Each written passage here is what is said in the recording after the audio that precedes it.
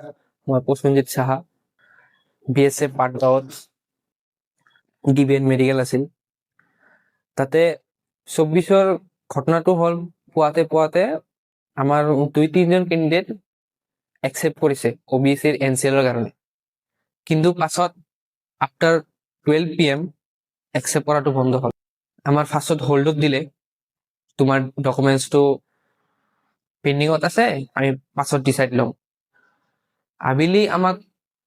আবেলি আমাক কয় যে সেইটো নহ'ব, আমাৰ যে ডকুমেণ্টছ আছে NCL এইটো 14/10/2024 আগতটো লাগিব। কিন্তু চবে জানে যেনেকে 9 মাইলত এতিয়ালৈ একচেপ্ট কৰি আছে, তেজপুৰত একচেপ্ট কৰি আছে, কিন্তু আমাৰ ইয়াতে BSF কেম্পত একচেপ্ট কৰা নাই। তথাপিও এইটো আমি মানি লওঁ যে একচেপ্ট কৰা নাই, ফাৰ্ষ্টৰ পৰা একচেপ্ট কৰা নাই, কিন্তু ফাৰ্ষ্টত তাকোন একচেপ্ট কৰিছে, কিন্তু এথেন একচেপ্ট কৰা নাই। আমাৰ লগ যিটো আছিল, আমি যিমানখিনি যাই কৈছো এনেকা হৈছে, তো আমাক একচেপ্ট কৰিব লাগে। আমাৰ কথাটো একোৱে গুৰুত্ব দিয়া নাই, সি ৰিজেক্ট বুলি মাৰি দিছে।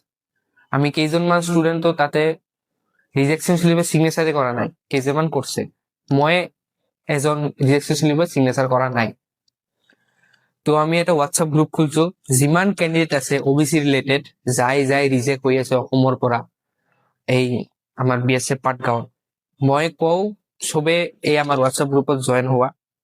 আজি যেনেকে 27 নৱেম্বৰ, আমি 28 নৱেম্বৰত গুৱাহাটী যিটো আমাৰ SSC বোৰ্ড নৰ্থ ইষ্টৰ চেণ্টাৰটো আছে গুৱাহাটীত, সেইটো আমি তাৰ পৰা এটা এপ্লিকেশ্যন লিখি জমা দিম যে আমাৰ 9 মাইলত একচেপ্ট কৰি আছে, কিয় আমাৰ পাটগাঁৱত একচেপ্ট কৰা নাই। সেইটো লৈ কিবা নহয় যে কিবা এটা পজিটিভ ৰেজাল্ট পাওঁ। যদি নাপাওঁ আমি পজিটিভ ৰেজাল্ট, আমি হাইকোৰ্ট কৰিবলৈ বাধ্য এইটো লৈ কেনে। তো মই যিমান কেণ্ডিডেট আছে আহ্বান জনাইছো, আপুনি আহক গুৱাহাটীত আহি কেনে দিছপুৰ যিটো বোৰ্ড আছে তাতে আমি যাই কেনে এপ্লিকেশ্যন, আৰু যিমান কেণ্ডিডেট আহিব আমাৰ সিমানে ভাল হ'ব বস্তুটো।